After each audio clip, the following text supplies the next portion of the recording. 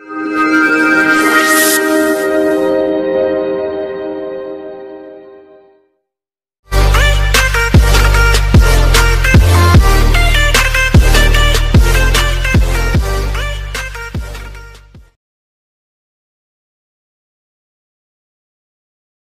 Morning students, class 12 lesson number 11 किरण प्रकाशी की।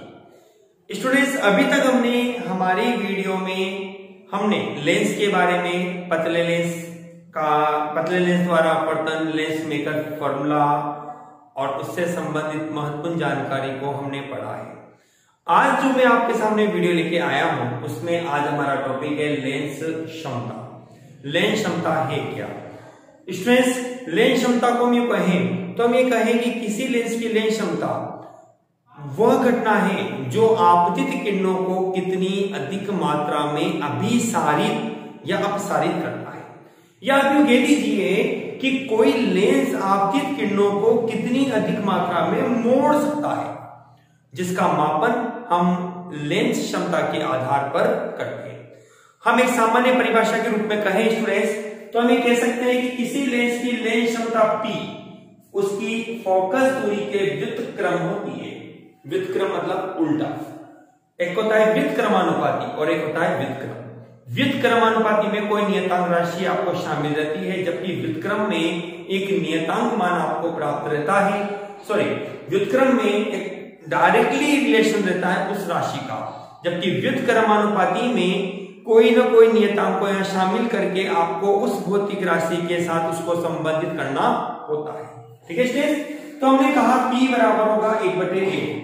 आप यूं भी कह सकते हैं इसके आधार पर कि किसी लेंस की लेंस क्षमता उसकी फोकस दूरी के व्युत्क्रम होती है।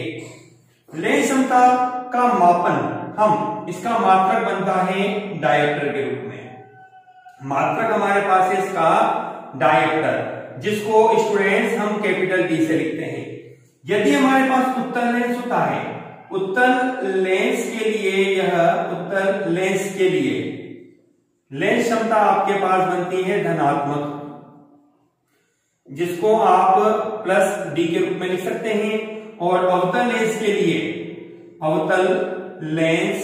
के लिए यह आपको प्राप्त होती है ऋणात्मक रूप में। ओके स्टूडेंट्स, -D के रूप में। इसको स्टूडेंट्स आप मीटर इनवर्स के रूप में भी बोल सकते हैं। बहुत इंपॉर्टेंट बात मैं आपको बताने जा रहा हूं यहाँ पे कि लेंस क्षमता से रिलेटेड जब न्यूमेरिकल्स आपके पास होता है तो आपसे दो तरह का सवाल पूछ सकता है। वो एक तो लेंस क्षमता ज्ञात करो, या आपको फोकस दूरी देकर लेंस क्षमता ज्ञात करवा सकता है। तो जब आप लेंस क्षमता से फोकस दूरी निकालते हो तो आपकी फोकस दूरी जो भी आएगी वह मीटर में आएगी। और यदि आप फोकस दूरी से लेंस क्षमता निकालना चाहते हो तो आप उस फोकस दूरी को पहले मीटर में बदलो, तो आपका आंसर डायरेक्टली डायोप्टर में बनेगा। ठीक है स्टूडेंट्स, हम आगे अभी न्यूमेरिकल देखेंगे इसके, जब आपको इस चीज को नोट भी करवाएंगे। स्टूडेंट्स, इसकी एक परिभाषा और बनाई जा सकती है। कैसे? देखो आप इधर मेरे पास यह एक उत्तल लेंस है। मैंने कहा इस लेंस की मुख्य अक्ष के समांतर एक प्रकाश किरण आती है और अपवर्तन के बाद वह फोकस से गुजरती है। फोकस बिंदु हो गया। हम जानते हैं कि प्रकाश केंद्र जो कि O पॉइंट होता है इसका से फोकस बिंदु की दूरी f होती है। यदि मैं इस रेखा को आगे की ओर बनाता हूं तो मुझे एक कोण प्राप्त होता है डेल्टा। कौन सा कोण स्टूडेंट्स? डेल्टा। इस डेल्टा को ही हम स्पर्श कोण के रूप में लेते हैं, जिसके आधार पर आप यहां नोट कर सकते हैं कि हम इसको नाम दे देते हैं, पहले तो A बिंदु दे देते हैं ना, इसको दे देते हैं B। हमारे पास बनता है ट्राइंगल ABF के रूप में। यहां से आप लंब डाल दीजिए, ये लीजिए एक ट्राइंगल बना आपके पास छोटा सा, है ना। ये डिस्टेंस हमने मान ली H बराबर है A। मतलब किसी लेंस की लेंस क्षमता वह इकाई दूरी के बराबर होगी जो आपतित किरणों को एकांक दूरी से मोड़ देती है। हमने एक न्यूमेरिकल के रूप में tan डेल्टा बराबर लिखा ln/का। ठीक है, इस B बिंदु को मैं यहाँ बना लेता हूँ कोऑर्डिनेट के रूप में। तो मेरे पास बनता है लंब कितना BF और आधार अपने पास होता है AB जो कि OF के इक्विवेलेंट होता है OF। तो डेल्टा हमने इसको लिख दिया P के रूप में, BF आपके पास है H के रूप में, ये आपके पास है F। हमने कहा यदि H बराबर है 1 तो आपको मिलेगा P बराबर होगा 1/F, अर्थात किसी लेंस की लेंस क्षमता उस स्थिति के तुल्य होती है जो आपतित किरणों को एकांक दूरी से मोड़ देती है। इस प्रकार से आप लेंस क्षमता को परिभाषित कर सकते हैं, लेकिन सजेशन यही है मेरा, आप ये इजी परिभाषा इसकी याद रखिए, छोटी भी है, गलती भी नहीं होगी आपसे लिखने में इसको, ठीक है। मैं दोबारा से इसको रिपीट करता हूं, लेंस क्षमता क्या है। किसी भी लेंस की लेंस क्षमता का मापन हम उस पर आपतित किरणों को मोड़ने, अभिसारित या अपसारित करने की क्षमता से मापते हैं। जो लेंस आपतित किरणों को जितनी अधिक मात्रा में मोड़ता है उसकी लेंस क्षमता उतनी ही अधिक कहलाती है, जिसके आधार पर हम ये कहते हैं कि किसी लेंस की लेंस क्षमता उसकी फोकस दूरी के व्युत्क्रम होती है। क्या होती है? फोकस दूरी के व्युत्क्रम होती है। लेंस क्षमता का मात्रक डायप्टर कहलाता है, जिसको आप मीटर इनवर्स के रूप में भी बोल सकते हैं। उत्तल लेंस की लेंस क्षमता धनात्मक और अवतल लेंस की लेंस क्षमता हमें ऋणात्मक प्राप्त होती है। ठीक है स्टूडेंट्स, देखिए अब इससे संबंधित एक दो छोटे छोटे सवाल जल्दी से आप देखिए। मैंने ये कहा क्वेश्चन है मेरे पास यह 50 सेंटीमीटर उत्तल लेंस, 50 सेंटीमीटर फोकस दूरी वाले उत्तल लेंस की लेंस क्षमता क्या होगी? लेंस क्षमता क्या होगी यह हमें ज्ञात करना है स्टूडेंट्स यहाँ पर। ओके, हमने कहा आपको एफ दे रखा है 50 सेंटीमीटर। अब आप जैसे जानकारी है लेंस आपके पास है उत्तल लेंस, तो प्लस का ही चिन्ह आपके पास रहेगा। अब लेंस क्षमता पूछ रहा है तो आप इसको मीटर में बदल दीजिए, 50/100 मीटर में हो गई। इसलिए P बराबर होगा 1/f, तो आपको बनेगा P बराबर हो जाएगा 100/50, मतलब कि आपका आंसर आएगा +2 डायप्टर। लेंस क्षमता कितनी बनेगी इसकी? 2 डायप्टर के रूप में आपको प्राप्त होगी। ओके स्टूडेंट्स, चलिए एक सवाल और भी लेता हूं आपको। एक क्वेश्चन और है, माइनस के मेरे पास है 4 डायप्टर वाले लेंस की लेंस फोकस दूरी क्या होगी? फोकस दूरी क्या होगी? आपको फोकस दूरी क्या करनी है? ओके स्टूडेंट्स, चलिए इसका आंसर हमें दे रखा है P बराबर है माइनस के 4 डायप्टर। आप समझ गए होंगे कि माइनस चिन्ह दे रखा है, इसका तात्पर्य है यह अवतल लेंस है आपके पास। ठीक है, हम जानते हैं कि P बराबर होता है 1/f, तो f बराबर आपको मिलेगा 1/p, मतलब कि f की वैल्यू आपको बनेगी 1/4 किसका? माइनस का। और हम जानते हैं माइनस में जब 1 में 4 का भाग दिया तो आपको आंसर बनेगा 0.25। मात्रक क्या आएगा? मात्रक आपको मिलेगा मीटर के रूप में, जिसको आप लिख सकते हो f बराबर 25 सेंटीमीटर माइनस का। ठीक है स्टूडेंट्स, इस तरह से ये आपके पास 2 सवाल आप लेंस क्षमता के आधार पर यहाँ आसानी से कर सकते हैं, जिसका अध्ययन करके आप आगे के टॉपिक को भी और परफेक्ट बना सकते हैं। चलिए हम इसी टॉपिक्स को आगे और कंटिन्यू करते हैं और हम पतले लेंसों के संयोजन को लेंस क्षमता के आधार पर पढ़ते हैं। देखिए स्टूडेंट्स,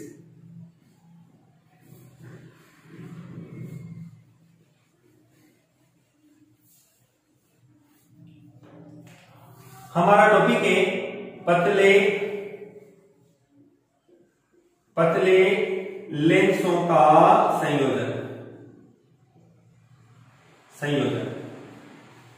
ओके, चलिए हमने कहा स्टूडेंट्स यहां चित्र में हमारे पास एक नहीं 2 लेंस है। अब ये 2 लेंस आपके पास है, इसको मैंने नाम दे दिया लेंस L1, इसको मैंने नाम दे दिया लेंस L2 के रूप में। ठीक है, मैंने इन दोनों लेंसों को एक दूसरे को स्पर्श कराते हुए रख दिया। मैंने इस लेंस की मुख्य अक्ष पर बिंदु O है जहां मैंने वस्तु को रखा, बिंदु O पर मैंने वस्तु को रखा, तो स्टूडेंट्स बिंदु O से आने वाली प्रकाश किरण पहले लेंस L1 पर आपतित होती है और लेंस L1 के द्वारा इस वस्तु का प्रतिबिंब आपको प्राप्त होता है I डैश पर।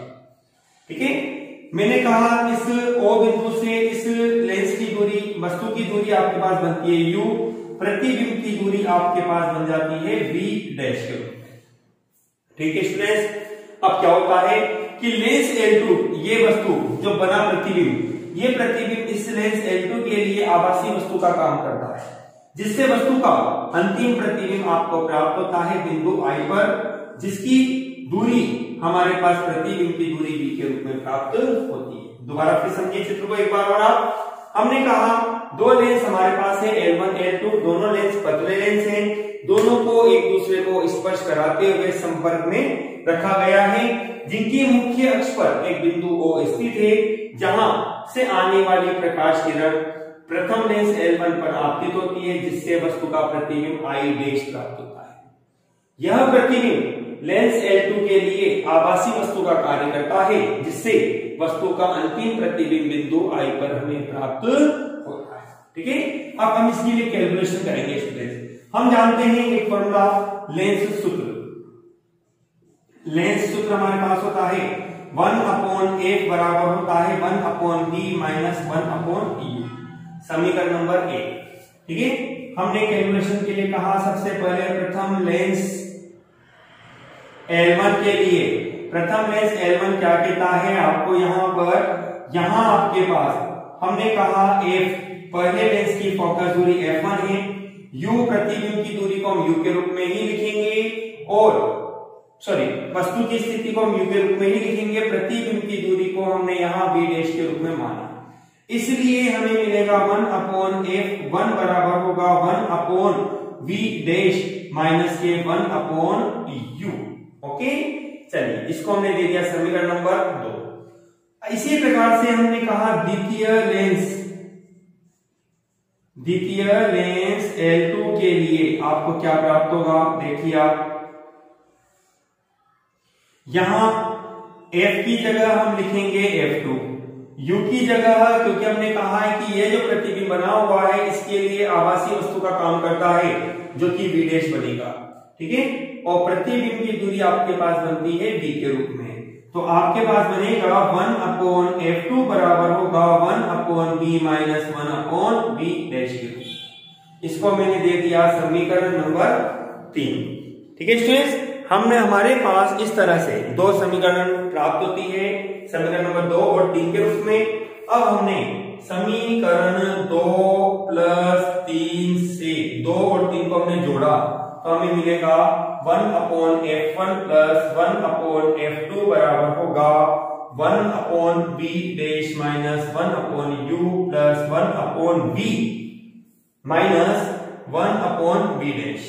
ये वैल्यू आपके पास कैंसिल हो जाती है, आपके पास बनता है 1/f1 प्लस 1/f2 बराबर होगा 1/b माइनस 1/u। समीकरण 1 को यहां आप लागू करिए, आपको बनेगा यह कंडीशन 1/f के रूप में, तो आपको बनेगा 1/f बराबर होगा 1/f1 प्लस 1/f। ठीक है, इस आधार पर हम कह सकते हैं कि तुल्य लेंस की जो फोकस दूरी होती है, फोकस दूरी का जो व्युत्क्रम बनेगा वो प्रत्येक लेंस की फोकस दूरी के व्युत्क्रम के योग के बराबर होता है।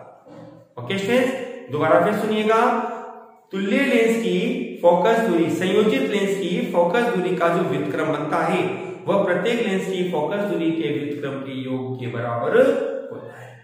स्टूडेंट्स, आप इस फॉर्मूले को न्यूमेरिकल के लिए इस रूप में भी लिख सकते हैं, एक बराबर होगा f1 f2 upon f1 plus f। ठीक है, हम इस फॉर्मूले को और आगे बढ़ाते हैं। हमने लेंस क्षमता को लागू किया यहाँ पे, तो चूंकि हमने कहा लेंस क्षमता की परिभाषा से, क्षमता की परिभाषा से आपको क्या मिलेगा, आप 1/f की जगह आप लिख सकते हैं p, 1/f1 की जगह p1 व 1/f2 की जगह p2। तो आपको बनता है p बराबर होगा p1 प्लस p2। इस फॉर्मूले के आधार पर आप कह सकते हैं कि संयोजित लेंस की लेंस क्षमता प्रत्येक लेंस की लेंस क्षमता के योग के बराबर होती है। दोबारा फिर सुनिए, संयोजित लेंस की लेंस क्षमता प्रत्येक लेंस की लेंस क्षमता के योग के बराबर होती है। एक एडिशनल चीज सुनिएगा, यहाँ पे ध्यान दीजिएगा, ये रिमार्क के रूप में आपके पास बनता है। यदि आपसे संयोजित लेंस की कुल आवर्धन क्षमता पूछी जाती है तो हम कहते हैं कि संयोजित लेंसों की कुल आवर्धन क्षमता प्रत्येक लेंस की आवर्धन क्षमता के गुणन के बराबर होती है। इसके बराबर स्टूडेंट, गुणन के बराबर होती है। सामान्यतः अपन बोल देते हैं कि कुल शब्द आता है जो जोड़ दो, आप यहाँ जोड़ना नहीं है आपको, यहाँ गुणा करना है, क्योंकि आवर्धन की प्रक्रिया में वस्तु आवर्धित होती है, बड़ी होती चली जाती है। ओके स्टूडेंट्स, चलिए ये तो हमने देखा स्टूडेंट्स पतले लेंस का संयोजन, जिसमें हमारे पास दो लेंस L1 और L2 प्राप्त थे। हमने इन लेंसों के संयोजन की मुख्य अक्ष पर बिंदु O पर एक वस्तु को रखा, जिसका प्रतिबिंब हमें पहले लेंस के द्वारा I' पर और अंतिम लेंस के द्वारा बिंदु I पर प्राप्त होता है। हमने कहा ऐसी स्थिति में लेंस L1 के लिए हमारे पास बनेगा F को हमने रिप्लेस किया F1 से, U को रिप्लेस किया U से, V को रिप्लेस किया V' से, तो हमें मिलता है 1/F1 बराबर होगा 1/V' माइनस के 1/U। ओके, इसी प्रकार से लेंस L2 के लिए, अब ये जो प्रतिबिंब बना हुआ था लेंस L1 के लिए, ये इसके लिए वस्तु का काम करेगा और अंतिम प्रतिबिंब आपको बिंदु I पर प्राप्त होगा। ठीक है, तो हमने कहा F को रिप्लेस किया F2 के रूप में, U चूंकि ये डिस्टेंस आपके पास है V' के रूप में, और अंतिम प्रतिबिंब बना V के रूप में। हमने वैल्यू को रखा 1/F2 बराबर 1/V माइनस के 1/V'। समीकरण नंबर 3। अब हमें संयोजन करना है, जोड़ना है, तो हमने 2 और 3 को जोड़ा, तो 1/F1 plus 1/F2 equal to 1/V' minus 1/U plus 1/V minus 1/V'। 1/V' cancel हो जाएगा, आपको बनेगा 1/V माइनस के 1/U, और ये जानते हैं समीकरण नंबर 1 से हमारे पास आता है 1/F के रूप में, जिससे हमें मिला 1/F बराबर होगा 1/F1 प्लस 1/F2, जिसके आधार पर कहते हैं कि संयोजित लेंस की फोकस दूरी का व्युत्क्रम प्रत्येक लेंस की फोकस दूरी के व्युत्क्रम के योग के बराबर होता है।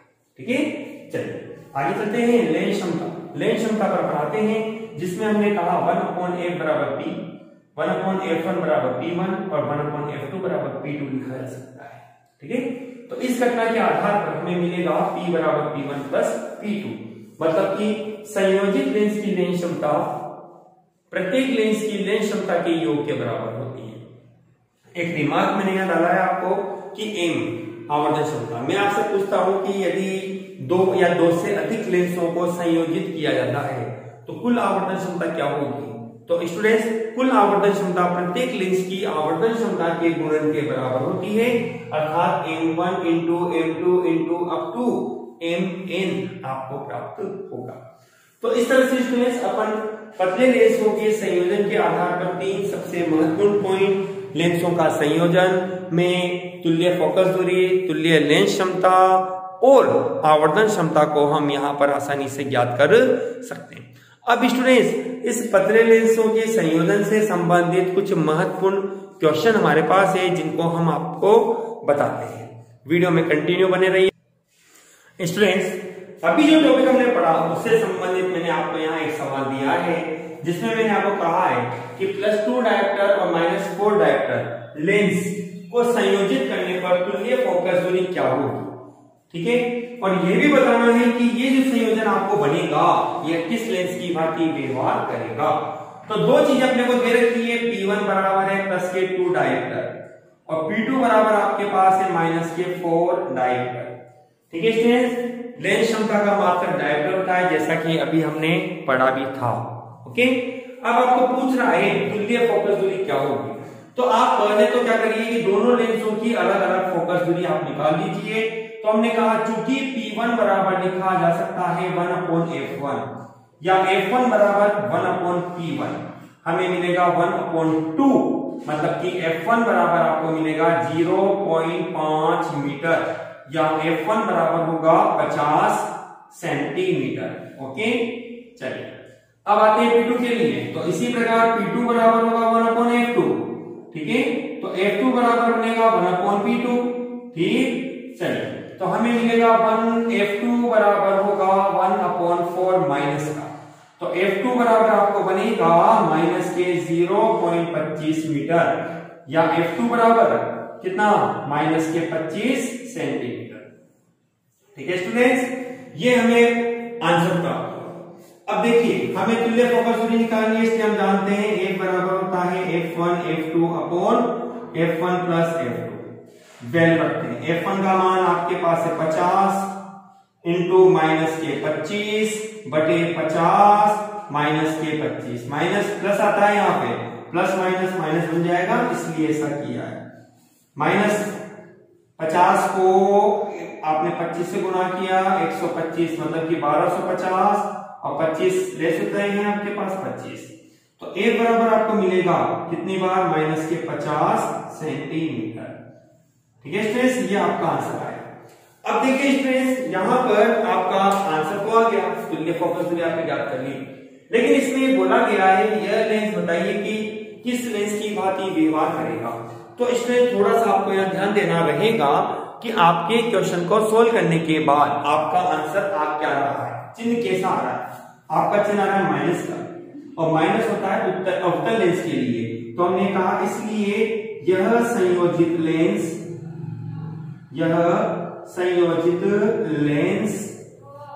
अवतल लेंस की भांति व्यवहार करेगा, अवतल लेंस की भांति व्यवहार करेगा। यदि आपको यहां पर प्लस का चिन्ह मिलता तो आप बोलते कि यह संयोजन उत्तल लेंस की भांति व्यवहार करेगा। स्टूडेंट्स, इसकी एक मेथड और है, आप इस सवाल को एक मेथड से और हल कर सकते हैं, वो शॉर्ट भी है छोटी भी है। देखिए हमें जैसे कि सेकंड मेथड स्टूडेंट्स है, सेकंड मेथड आपके पास आपको बनेगा P1 बराबर होगा प्लस के 2 डायोप्टर, और P2 बराबर आपके पास है माइनस के 4 डायोप्टर। हम जानते हैं P बराबर होगा P1 प्लस P2 बराबर हो जाएगा 2 डायोप्टर माइनस के 4 डायोप्टर। तो P बराबर आपको मिलेगा माइनस के 2 डायोप्टर। ये आपके पास संयोजित लेंस की लेंस क्षमता। ठीक है, आपको पूछ रहा है फोकस दूरी, इसलिए P बराबर होता है 1/f, तो आपको मिलेगा P बराबर माइनस के 1/2, मतलब कि माइनस के 0.5 मीटर, या P बराबर आपको मिलेगा माइनस के 50 सेंटीमीटर। ये लीजिए साहब, ये आपका आंसर आता है ना छोटी मेथड स्टूडेंट्स। लेकिन ध्यान रखिएगा क्योंकि कंफ्यूजन काफी कुछ सवालों में रहेगा आपको, तो आप इस तरह से इस क्वेश्चन को आसानी से यहाँ पर हल कर सकते हैं। ऐसा ही एक सवाल और आपके पास बनता है जिसको भी हम देखते हैं। अगला सवाल स्टूडेंट मेरे पास है कि 25 सेंटीमीटर और माइनस के 2 डायोप्टर लेंस को संयोजित करने पर तुल्य फोकस दूरी और तुल्य लेंस क्षमता क्या होगी। आपको यह भी बताना है कि यह संयोजित लेंस किस लेंस की भांति व्यवहार करेगा। तो हमारा आंसर में स्टूडेंट्स पहले दे रखा है 25 सेंटीमीटर फोकस दूरी है, यह F1 बराबर आता है 25 सेंटीमीटर। ठीक है, दूसरी चीज आपको दे रखी है P2 जो कि डायोप्टर के रूप में दे रखी है माइनस के 2D के रूप में। तो पहले तो हम क्या करेंगे, इस फोकस दूरी को भी लेंस क्षमता में बदल देते हैं। तो हमें मिलता है यहाँ पे P1 बराबर 1/F1। ठीक है, हम इसको लिखेंगे P1 बराबर 1/25/100, जिसको आप लिखेंगे P1 बराबर होगा प्लस के 4 डायोप्टर। ठीक है स्टूडेंट्स, ये हमारे पास P1 का मान आया और ये हमारे पास F1 का मान है। अब ऐसे ही P2 की बारी है।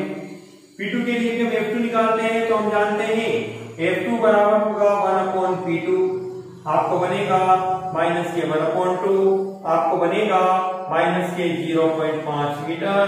तो F2 बराबर आपको प्राप्त होगा माइनस के 50 सेंटीमीटर। ये आपके पास फोकस दूरी है।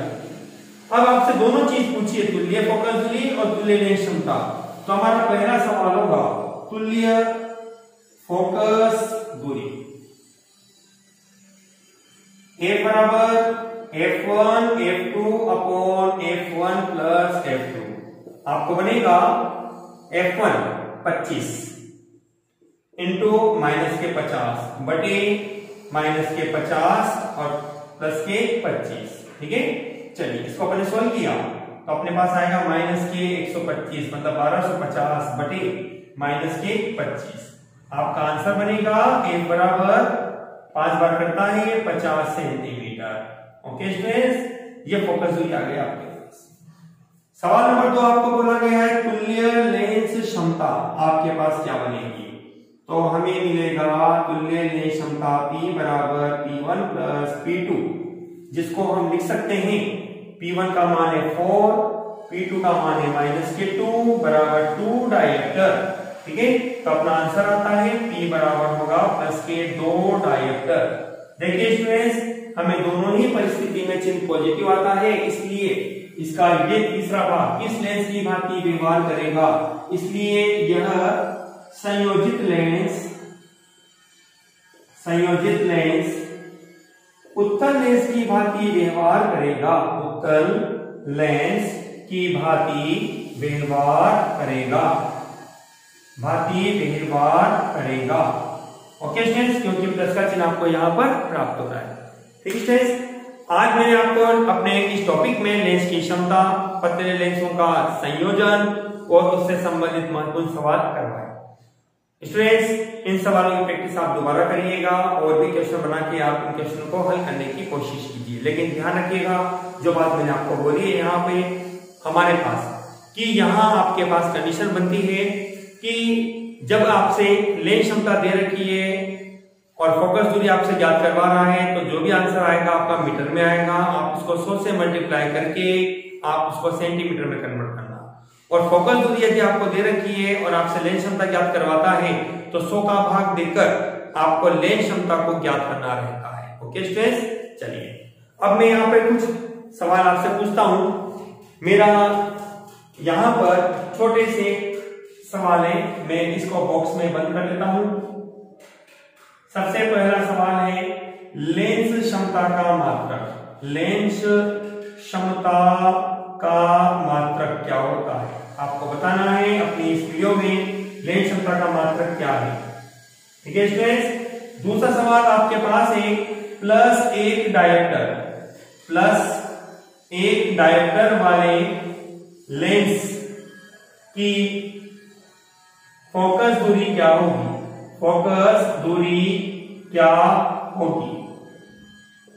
ओके स्टूडेंट्स, चलिए अगला सवाल मेरे पास होता है क्वेश्चन नंबर 3 के रूप में। मैंने कहा आपको